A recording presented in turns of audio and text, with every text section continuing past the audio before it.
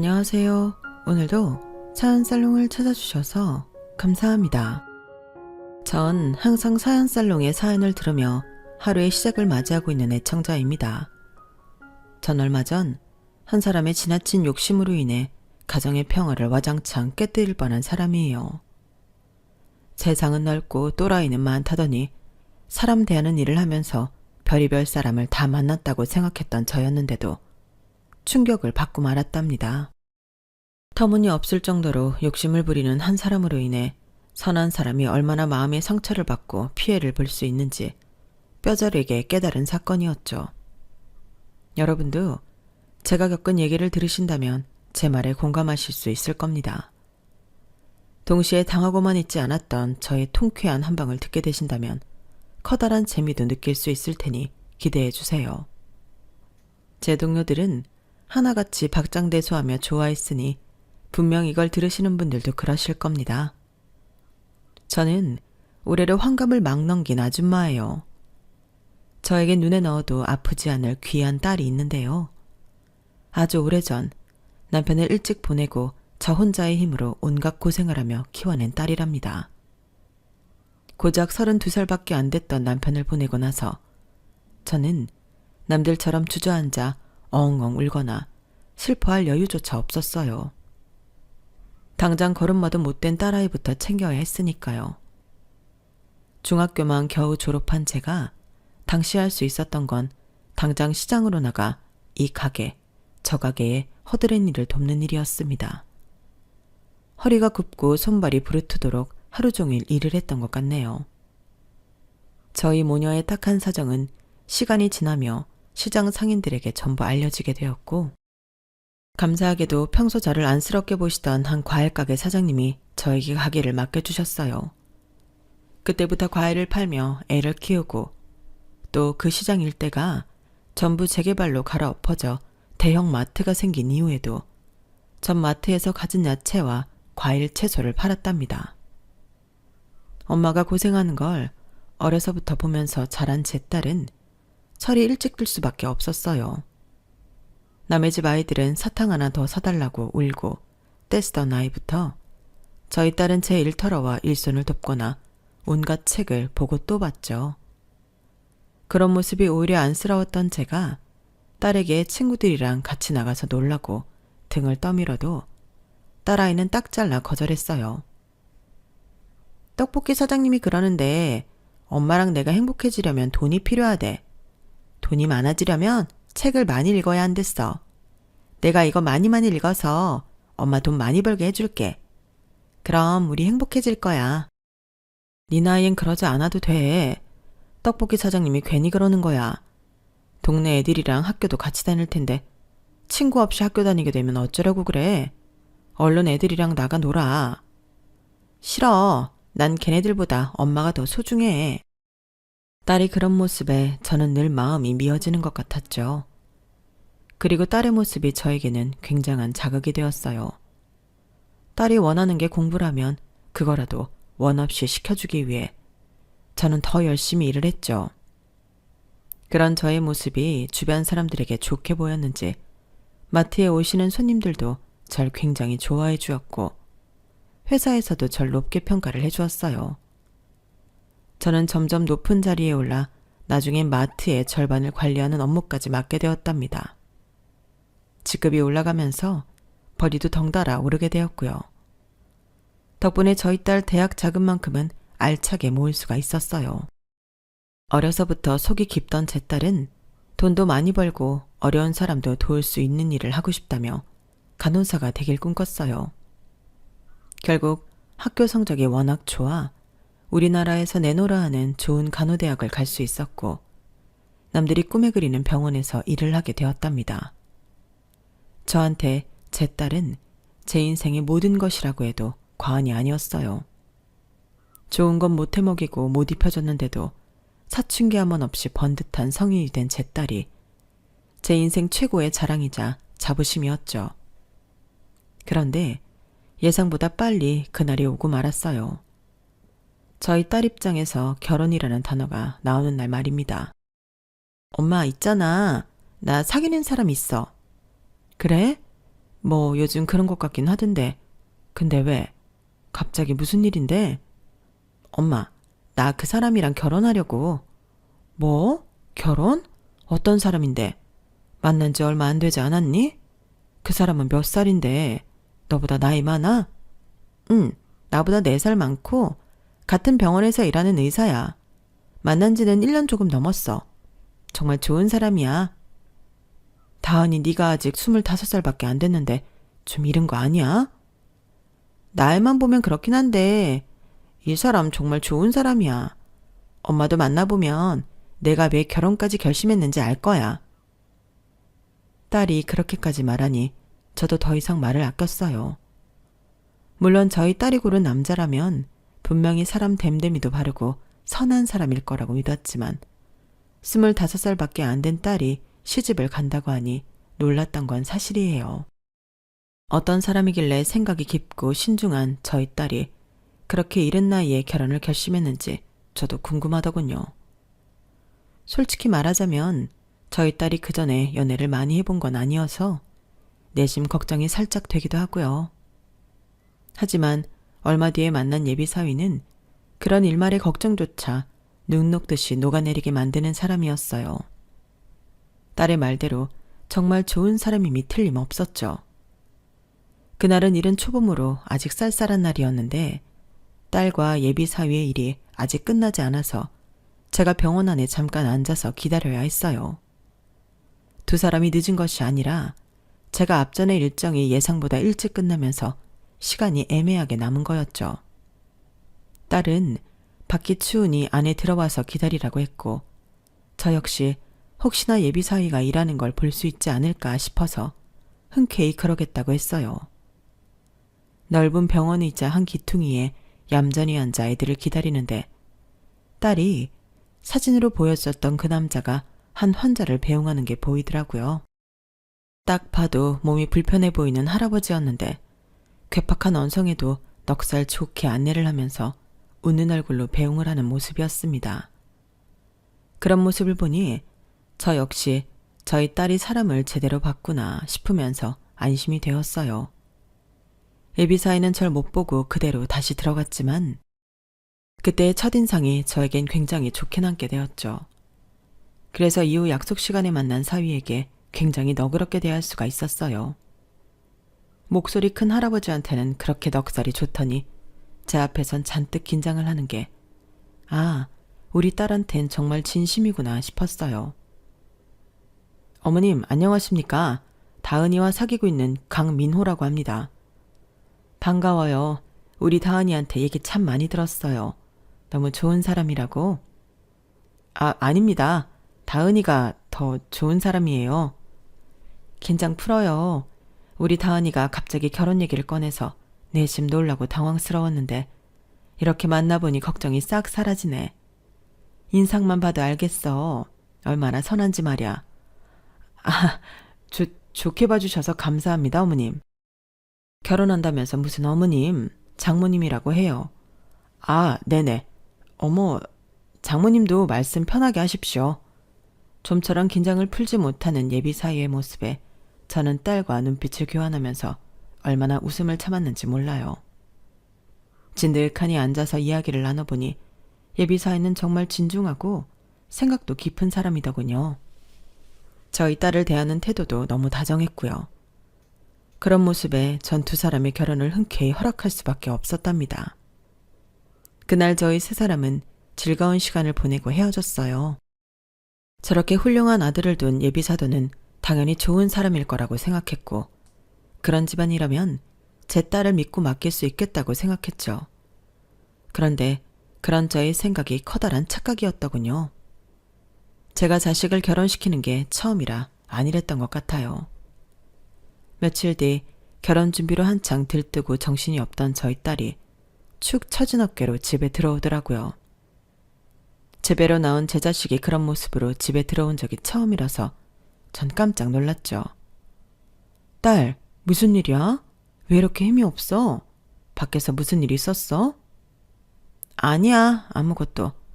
나 씻고 바로 잘게. 저녁은? 안 먹을 거야? 입맛이 없어서 안 먹을래. 피곤해서 그런가 봐. 지금은 그냥 자고 싶어. 밥도 안 먹고 바로 방으로 들어가는 딸을 보며 무슨 일이 더 있냐고 물어보기도 어려웠어요. 간호사일 처음 시작할 때도 그런 표정은 안 짓던 딸이었는데 저까지 걱정이 되어서 밤잠을 설칠 정도였죠. 딸은 그 이후로도 며칠 동안이나 기운이 없었어요. 한 일주일쯤이 지나서야 점점 평소의 모습을 되찾더라고요. 하지만 제가 무슨 일이 있냐고 물어보면 한사코 대답을 하지 않았습니다. 아무 일 없다는 빤한 거짓말만 하면서요. 결과적으로 딸이 다시 기운을 차렸기에 그냥 넘어가긴 했지만 그때의 딸의 표정은 한동안 잊혀지지가 않았어요.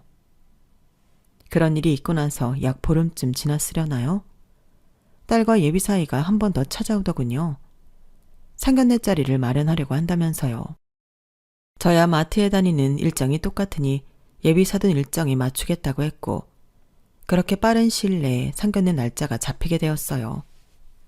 장소는 특이하게도 사돈집으로 정해졌죠.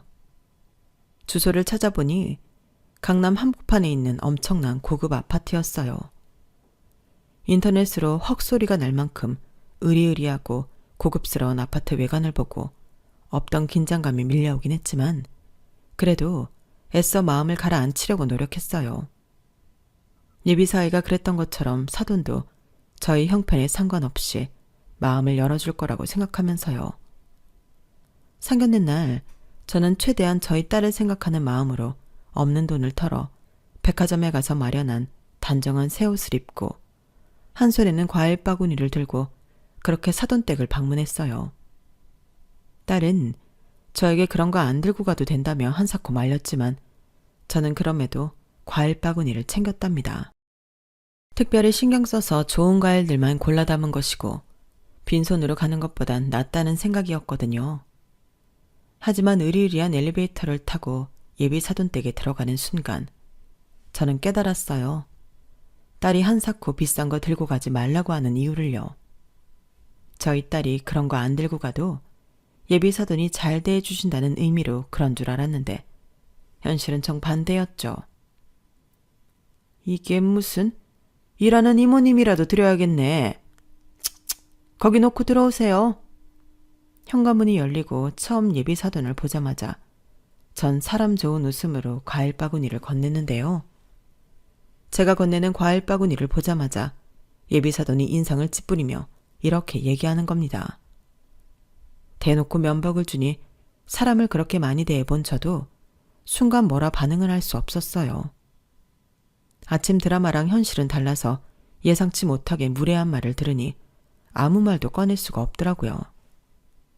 딸아이는 멋쩍은 표정으로 제 손을 잡고 안으로 들어갔어요. 기분이 상한 채로 집 안에 들어섰는데도 실내 인테리어가 고급스럽다는 걸 인정할 수밖에 없더군요. 벽면에 걸려있는 그림도 엄청나게 비쌀 것 같았고 조명이며 가구 하나하나가 단조로운 듯 하면서도 굉장히 우아했어요. 앞서 그런 모욕적인 말을 들었음에도 저도 한낱 보잘것없는 일반인인지라 어쩔 수 없이 위압감이 드는 건 사실이었어요. 하지만 저희 딸을 위해서라도 그런 티를 내지 않으려고 계속해서 제 자신을 다잡으려고 했죠. 앉으세요. 차린 게 좀 소소해서 민망하네요. 아니에요. 무슨 레스토랑에서나 볼 법한 음식들이 한가득인데요. 사돈께서 고생이 많으셨겠네요. 이렇게 대접해 주셔서 감사해요. 다은이 오늘 오전까지 근무하다 왔다는데 간호사 일이 얼마나 힘들어요? 좋은 거라도 먹여야죠. 물론 우리한텐 소소한 상이긴 하지만. 엄마. 예비사돈이 묘하게 저희 집안을 깔보는 듯한 말을 하자 예비사위가 낮은 소리로 제재를 해주었어요. 하지만 예비사돈은 얼굴색 하나 안 변하고 우아한 말투로 말을 계속 이어갔습니다. 그래서 사돈 생각은 어떠세요? 다은이한테 얘기는 들으셨겠죠? 다은이 일 말이에요. 네? 무슨 얘기를요? 엄마, 그 얘기는 이미 끝났어요. 저는 제 아내가 자기 일을 하는 게 좋다니까요. 대체 무슨 얘긴데요? 전 들은 바가 없어요. 다은이 직장 말이에요. 결혼하면 일은 그만두고 저희 집으로 들어와서 살림을 좀 배우라고 했더니 애들이 하나같이 반대를 하지 뭐예요. 사돈도 아시다시피 간호사 일이 얼마나 힘이 드나요? 그나마 다은이가 우리 민호같이 번듯한 직장 가진 남자 만나서 다행이지. 아니었으면 노후 대비는커녕 중장년 대비조차 힘들었을 거예요. 제 말이 맞죠? 저는 그제서야 얼마 전 제 딸이 어두운 표정으로 집에 들어왔던 이유를 알 수 있었어요. 제 딸은 자신의 일에 굉장한 자부심을 가진 아이였습니다. 그래서 결혼하면 일을 관두라는 사돈의 말에 당연히 반대를 할 수밖에 없었겠죠. 저는 사돈의 눈을 똑바로 쳐다보며 얘기했어요. 아니요, 전 그렇게 생각 안 해요. 요즘 색시들이 누가 결혼했다고 일을 관두나요? 더군다나 우리 다은이는 지금 번듯한 직장이 있는데 말이에요. 강서방도 다은이가 일을 관두지 않길 바라는데 저희가 뭐라고 애들한테 강요를 해요? 다은이가 얘가 왜 이렇게 순진한가 했더니 사돈 닮아서였네요. 당연히 애들은 어리니까 그렇게 생각하겠죠. 하지만 저희는 세상을 더 오래 살아봐서 알잖아요. 여자가 밖에서 돈 버는 게 말처럼 어디 쉽냐고요.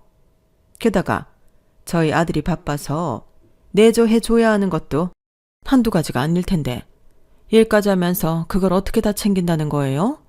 고작 몇 푼 벌겠다고 그렇게 아등바등 살아야 할 이유가 없잖아요. 엄마, 그만하세요. 저번에 얘기 다 끝났잖아요. 저는 다은이가 좋아하는 일을 뺏고 싶지 않다니까요. 그리고 장모님 처음 뵙는 자리에서 어떻게 이런 얘기를 할 수가 있어요? 넌 아무것도 모르면 가만히 있어. 원래 남자들이란 결혼 전과 후가 다른 법이야. 그럼 네가 일도 하고 살림도 알아서 하겠다는 거야? 내가 너 그러라고 손에 물 한 방울 안 묻히고 귀하게 키웠는 줄 알아? 예비사돈의 언성이 높아지자 예비사위는 더 이상 안 되겠다는 듯이 저와 저희 딸에게 다가와 나오라는 제스처를 취했어요. 눈치껏 그 뜻을 알아들은 저와 제 딸은 예비사위의 에스코트를 받고 현관 밖으로 나왔죠. 등 뒤로 예비사돈이 아직 얘기 안 끝났는데 어딜 가냐며 화를 내는 소리가 들려와 순간 욱하고 돌아서려 했지만 저희 뒤에서 저희를 보호해주며 걸어오는 예비사위를 보고 다시 현관으로 향했네요. 예비사위는 집 밖으로 나오자마자 저에게 90도로 허리를 숙여 사과를 하더군요. 정말 죄송합니다, 장모님. 제가 뭐라 말씀을 드려야 할지 모르겠네요. 저희 아버지가 돌아가신 뒤로 엄마가 절 끔찍이 생각하셔서 사전에 충분히 대화를 나눴는데도 여전히 고집을 꺾질 않으시네요. 이런 꼴을 보여 정말 죄송합니다. 제가 집까지 바래다 드릴게요. 집까진 우리가 알아서 갈 테니 들어가.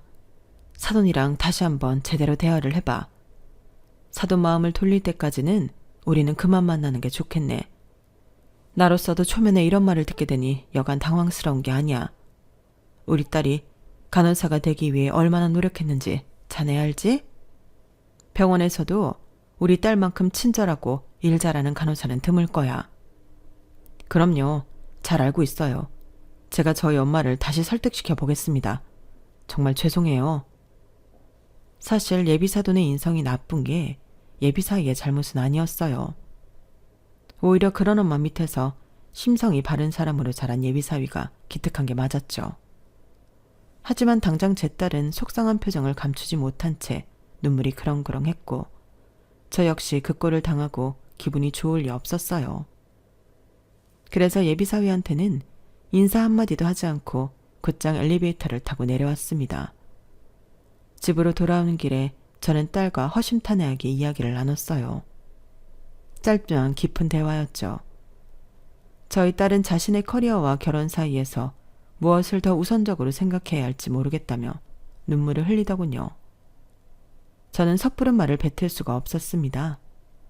어떤 사랑은 죽음이 갈라놓아도 영원할 수가 있다는 걸 전 이미 남편을 통해서 알고 있었거든요. 그렇지만 동시에 제 딸이 자신의 커리어를 억지로 포기하는 걸 볼 수도 없었어요. 제가 할 수 있는 말이라곤 찬찬히 생각하자. 찬찬히. 넌 아직 어리고 시간이 많아. 너무 힘들면 좀 찬찬히 생각해도 된다. 라는 말뿐이었어요. 커리어도 그렇고 연인도 그렇고 새로운 무언가를 만나면 사람 마음이 변하기도 한다고 그렇게 살아가는 사람들도 많다고요. 제 부족한 위로가 그래도 효과가 있었는지 제 딸은 다음 달부터 더 이상 침울해하진 않았어요. 대신 차분하게 이것저것을 생각하는 듯 했죠. 어려서부터 워낙 영특한 아이였으니 전 그저 얌전히 기다렸습니다. 눈치를 보니 예비 사위와의 결혼 준비는 관둔 것 같은데 아직 헤어지진 않은 것 같았어요. 뭔가 결정을 내리면 나한테 말해주겠지 하면서 저는 그저 묵묵히 있었어요. 그렇게 차분하고 잔잔한 나날들이 이어졌죠. 어느새 저희는 여느 때처럼 평범한 하루하루를 보내고 있었는데요. 그런데 별안간 그 잔잔하던 일상을 깨뜨리는 커다란 돌덩이가 날아오더군요. 그리고 그 돌멩이는 정확히 저에게 날아왔어요. 평소와 다름없이 마트에 출근해서 일하던 저는 점심 식사를 마치고 들어오는 길에 황당한 광경을 목격하게 되었어요. 마트 한가운데에 예비사돈이 머리끝부터 발끝까지 명품으로 휘감은 채 꼿꼿하게 서 있는 거예요. 같이 일하는 동료가 제 쪽으로 후다닥 오더니 왜 전화를 안 받았냐고 속삭이더라고요. 그제서야 핸드폰을 무음 모드로 해놓았다는 게 생각이 났죠. 바로 그때 예비사돈은 절 발견하고는 제 쪽으로 또각또각 소리를 내며 걸어왔어요. 눈빛과 얼굴엔 이미 조소가 가득해 보였죠. 어머 사돈, 저번에는 서로 인사도 제대로 못하고 헤어져서 얼마나 아쉬웠는지 몰라요. 그때 대화를 하다 말아서 얘기 좀 하려고 찾아왔는데 이런 데서 일하시는군요. 무슨 일로 오신 거죠? 말했잖아요. 할 말이 있었다고요. 근데 여기 오니 할 말이 더 생기네요, 사돈. 애들 결혼한 후에는 사돈도 일 그만하셔야 될 것 같아요. 우리 아들 장모가 이런 데서 일한다면 저희 아들이랑 제 평판이 어떻게 되겠어요? 이보세요. 지난번부터 정말 지나치게 무례하시네요. 여기도 엄연히 제가 일하는 회사예요. 직장이라고요. 남의 직장에 이렇게 말도 없이 찾아와서 뭐가 어쩌고 저쩌요? 소리 좀 그만 지르세요. 상스럽게. 하여간 가난하고 무식할수록 소리부터 지르고 본다더니 전문가 말 틀린 거 하나 없네. 제 호통에도 눈 하나 깜짝 안 하던 예비사도는 대뜸 저한테 평주봉투 같은 걸 주더군요. 딱 봐도 비싼 백화점에서나 볼 법한 고급스러운 봉투였죠. 흔한 아침 드라마에 나올 것 같은 돈 봉투는 아닌 것 같길래 이게 뭔가 싶어서 열어보았어요. 그 안에는 빼곡하게 글씨가 적힌 종이가 있었어요. 혼수 목록이에요. 아무리 뜯어봐도 구성한 구석이라곤 요만큼도 찾아볼 수 없는 집안에서 혼수를 해오면 얼마나 또 촌스럽게 해오겠어요? 상상만 해도 머리 아프니까 그냥 제가 적어준 대로 사와요. 이게 무슨 침대 하나에 2천만 원을 해요. 소파도 1,000만 원에 슬리퍼가 200만 원? 미쳤어요? 대충 계산해봐도 여기 있는 거 다 합치면 몇 억은 훌쩍 넘어요. 뭐 한 5억쯤 된다고 하더라고요. 그게 큰 돈인가요? 그럼 5억이 적은 돈이에요? 그리고 누가 이렇게 혼수 물품을 던지고 갑니까? 그것도 앞으로 가족이 될 사이에. 결혼이 무슨 공짜 리모델링 서비스인 줄 알아요? 5억이라는 돈 저희는 별로 크지 않아서요. 이제 아시겠어요? 지금 그쪽 딸이 얼마나 대단한 집에 시집 오려고 하는지? 그렇다고 내가 뭐 결혼을 반대를 해요? 뭘 해요? 이렇게 직접 찾아와서 친히 방법까지 알려주고 있잖아요. 사돈 입장엔 무려 돈 많은 의사 사위가 생기는 건데 이 정도는 예의상이라도 해야 하는 거 아니에요? 정 못하겠으면 뭐 파혼이라도 하시든가. 뻔뻔하고 고압스러운 그 여자의 말에 저는 순간 머릿속에서 무언가 뚝 끊어지는 것 같았어요. 그 싸가지 없는 말에 절대 지고 싶지가 않더군요. 저는 천천히 종이를 다시 접어 봉투에 넣었습니다. 그리고 절 깔보고 있는 그 여자한테 웃는 낯으로 대꾸했어요. 인간 대 인간끼리의 예의는 지켜야죠. 그래요. 어디 한번 해봅시다. 사돈께서 이렇게 빼곡한 목록을 적어오는 정성을 보였는데 저도 제 정성을 보여줘야죠. 그래요. 그럼 그렇게 하세요. 오래 안 기다릴 거예요. 준비되는 대로 바로 주문하세요. 걱정 말고 가세요. 제가 최대한 빠른 시일 내에 준비해 드릴 테니. 갑자기 달라진 저의 태도에 그 여자는 잠깐 고개를 갸우뚱하더니 이내 끝까지 콧대를 높이 쳐들고 마트를 떠났어요. 같이 일하는 동료들이 전부 우르르 몰려와 절 위로해 주었죠. 심지어 장 보러 왔던 동네 친한 아줌마들도 절 위로해 주었고요. 하지만 전 이미 머릿속으로 계획을 세운 뒤라 웃으며 괜찮다고 대답했습니다. 다만 그 와중에도 한 가지 걱정되었던 게 동네에 너무 소문이 날 것 같아 딸의 귀에도 들어가게 될 것 같더라고요. 그래서 저는 그날 퇴근하자마자 딸에게 이 일을 알렸어요. 아니나 다를까 제 딸은 이미 퇴근 후 동네 친한 아줌마한테 이 이야기를 미리 듣고 왔다며 절 걱정했죠. 그리고 제가 의사를 물어보기도 전에 먼저 저에게 이렇게 얘기하더군요. 엄마, 내가 오랜 시간 동안 잘 생각해 봤는데 난 결혼보다는 내 커리어가 더 중요한 것 같아. 내일 오빠한테 연락해서 그냥 헤어지자고 할 거야. 안 그래도 너한테 먼저 물어보려고 했는데 정말 괜찮겠어? 아까 안 그래도 시어머니 될 사람이 엄마 마트에 찾아갔다고 해서 얼마나 놀랐는지 몰라. 난 그런 일을 감내하면서까지 결혼을 하고 싶지 않아. 오빠는 자기가 다 막아주겠다고 하지만 아마 100% 막을 수는 없을 거잖아. 엄마한테 또 이런 일이 생길 수 있다는 게 싫어. 그래, 네 결정이 그렇다면 존중해 줄게. 근데 사실 아까 엄마는 사돈한테 혼수 전부 해주겠다고 했어. 뭐라고? 엄마, 그렇게 안 해도 돼. 엄마가 다 생각이 있어서 그랬던 거야. 너도 이제 더 이상 그 집에 미련이 없다면 엄마가 그 인간을 좀 혼내줘도 괜찮겠어? 당연하지. 그 인간 혼내주는 건 나도 동참하고 싶은걸? 그래?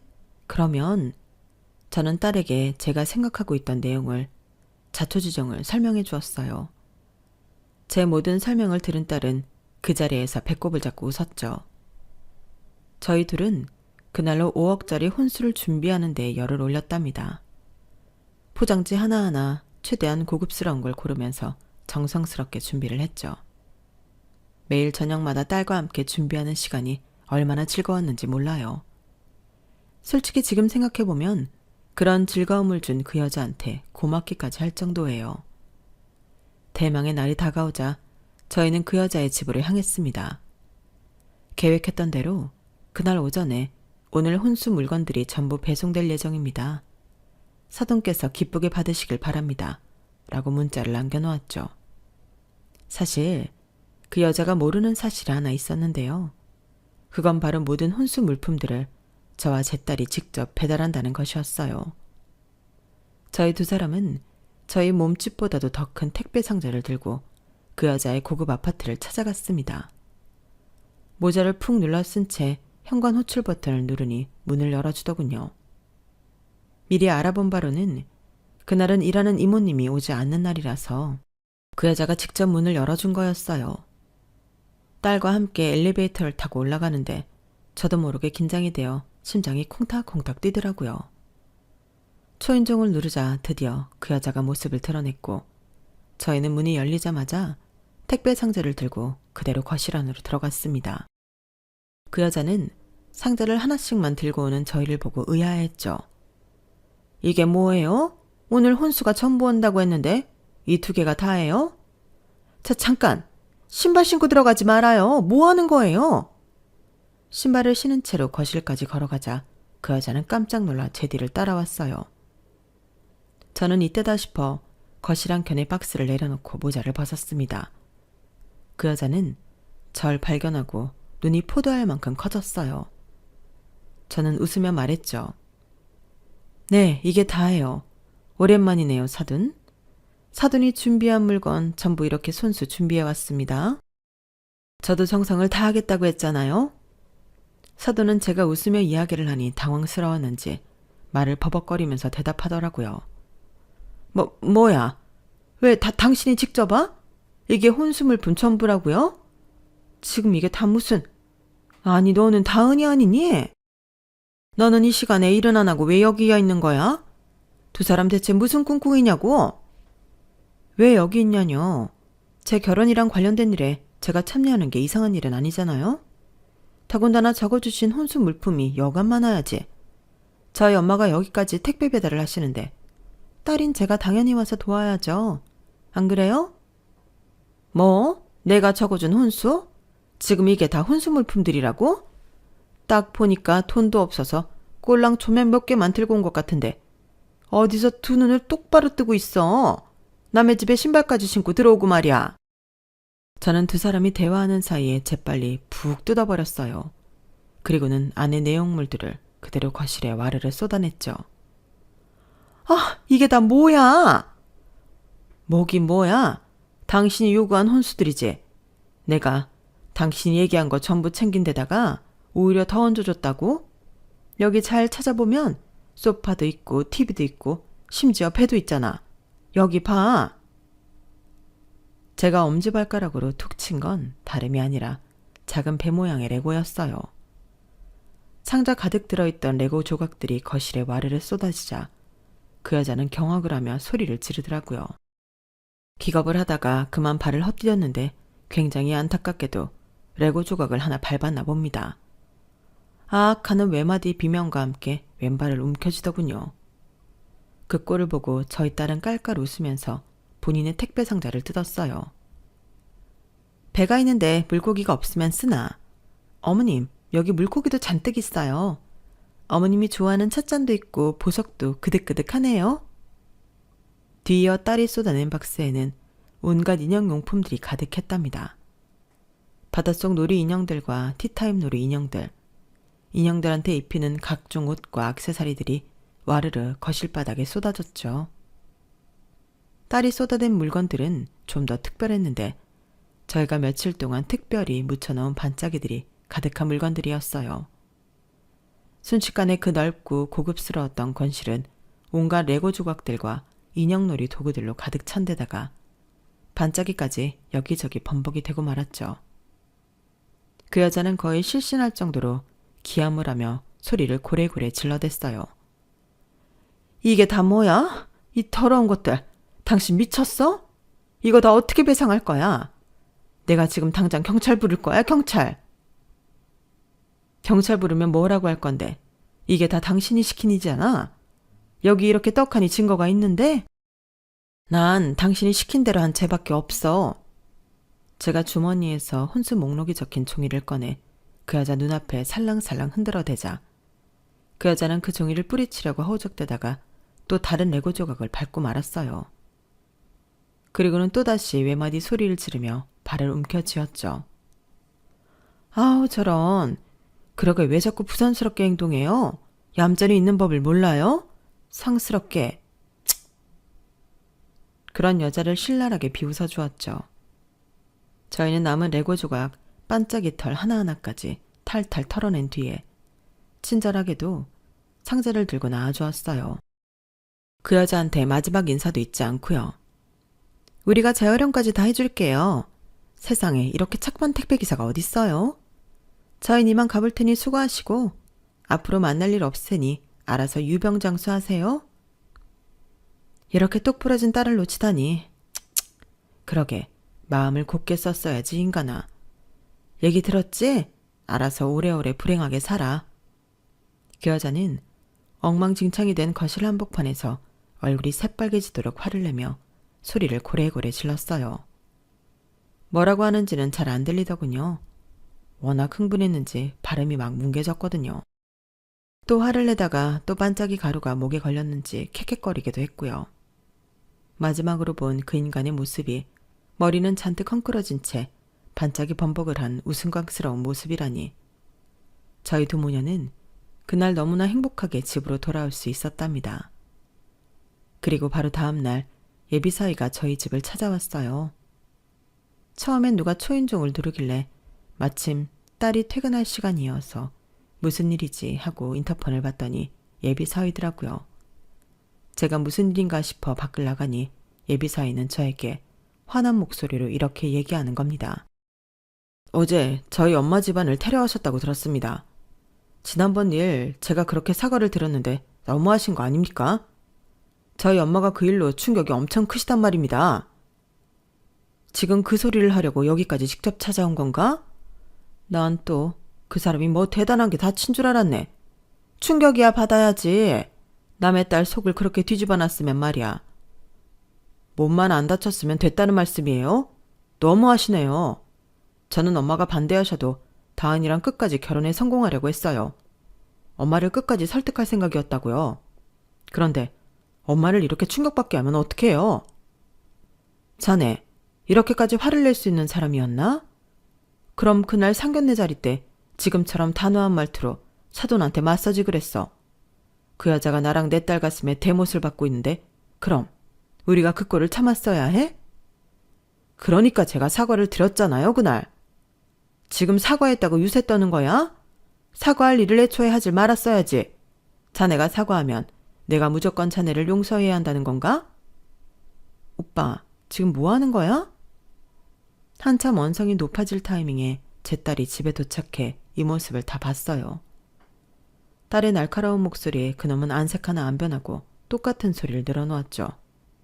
그래, 너한테 얘기하러 온 거야. 너 어제 우리 엄마 집 다녀갔었다면서. 참나, 그 전에 오빠네 엄마가 우리 엄마 일하는 데 찾아간 건? 따지려면 거기서부터 따져야지.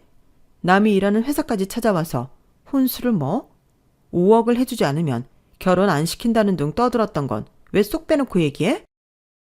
뭐라고? 혼수? 그게 무슨 소리야? 오빠네 엄마가 자기 잘못만 쏙 빼놓고 얘기했나 봐? 그 아줌마가 우리 엄마한테 찾아가서 손수 적은 혼수 물품을 건넸단다. 자그마치 5억 원어치를. 그러면서 아주 사람 깔보는 눈을 하면서 거기 엄마랑 같이 일하는 사람들 전부 무시하고 싸가지 없게 굴고 갔어. 그것도 몰랐단 말이야? 딸의 말에 그 애는 좀 혼란스러운 모양이었어요. 좀처럼 대꾸를 못하고 어버버 하면서 한동안 우두커니 서 있더군요. 본인도 아마 할 말이 없었을 테죠. 자기네 엄마가 무슨 진상을 부리고 다니는지 그 실상은 처음 들은 것이었을 테니까요. 그런데 역시 그 엄마의 그 아들이 맞더군요. 의사식이나 된 그 좋은 머리로 그 짧은 시간에 무슨 계산을 한 것인지 긴 침묵 끝에 나온 한마디는 바로 이거였어요. 그래서 나랑 헤어진다는 거지? 병원 사람들한테 소문내지 마. 그럼 추천서 잘 써줄게. 그 말을 듣는 순간 전 기가 차서 헛웃음이 절로 나왔어요. 그동안 제 딸을 아낀다는 둥 진심이라는 둥 했던 게 전부 진짜 감정이 아니었구나 하는 생각만 들었죠. 제가 뭐라고 한 소리 하려는데 딸이 한 발 빠르게 나섰어요. 그래, 말 안 할 테니까 이번 달 내로 이직하게 해줘. 딸이 그렇게 말하자 그 모지리 같은 놈은 쿨하게 자리를 떠났습니다. 그놈이 간 뒤 저는 살면서 한 번도 안 해본 욕을 마구 쏟아낼 만큼 화를 냈어요. 어디서 저런 반푼이 같은 게 들러붙었나 하면서요. 하지만 제 딸 역시 그 엄마의 그 딸이었는지 그냥 절 보면서 씩 웃더라고요. 걱정 마 엄마. 내가 다 생각이 있으니까. 딸이 호언장담을 하는 순간 저도 마음이 다 놓이면서 한순간에 화가 사라졌죠. 제 딸은 정말로 한 달 안에 다른 병원으로 자리를 옮길 수 있었어요. 원래 다니던 병원과 완전히 반대 방향인데다 교통이 더 편리해 출퇴근이 쉬운 곳이었죠. 새 병원에서 만난 사람들과도 빠르게 친해질 수밖에 없었다고 합니다. 왜냐면 제 딸의 파운스토리가 너무 재미있었기 때문에요. 워낙 시원하고 통쾌한 복수극 때문에 동료들은 재미있어하며 저희 딸과 급속도로 친해지게 된 거죠. 그리고 제 딸이 노린 것도 바로 이거였어요. 간호사들의 세계에도 정말 좁아서 새로 옮긴 병원에서 한 얘기가 기존 병원에까지 흘러들어갔다는 겁니다. 소문이라는 게 원래 그렇잖아요. 한 번, 두 번 사람들의 입방아를 타다 보면 눈덩이처럼 불어나는 게 소문이죠. 그 모지리는 수많은 간호사들에게 마마보이, 오억남 등의 별명을 얻으며 놀림거리가 되었다고 해요. 나중에야 본인도 본인 소문을 들었는지 길길이 날뛰었다고 하는데 이미 새 직장에 넘어온 딸이 그놈을 무서워야 할 이유는 하나도 없었죠.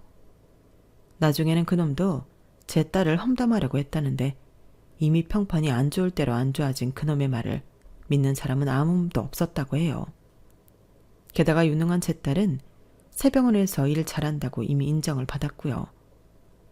저희는 그 모든 일들이 다 끝나고 평화로운 나날들을 보내고 있답니다. 저는 최근에 들어온 젊은 직원을 통해 요즘 사람들은 상견례 때 진상 피는 시댁을 만나면 오히려 조상님이 도왔다고 생각한다는 얘기를 들었어요. 그 얘기를 들으니 그 여자와 그 여자의 모질이 같은 아들놈이 생각이 나더군요. 전 사실 그 전까지는 그 여자만 없었으면 두 아이가 결혼해서 잘 살았을 거라고 은연중에 생각하고 있었거든요. 그래서 그 여자가 그 모든 평화를 깬 범인이라고 생각했는데 요즘 젊은 사람들은 그게 아니라 애초부터 그 아들도 걸러야 하는 놈이었다고 생각한다니 신기했어요. 여러분의 생각은 어떤가요? 제 이야기를 들으신 분이라면 의견을 남겨주세요. 제 이야기는 여기까지입니다. 들어주셔서 감사드려요. 항상 건강하시고 행복하세요.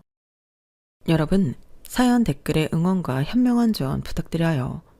좋아요와 구독은 저에게 큰 힘이 됩니다. 오늘도 좋은 일 가득하세요.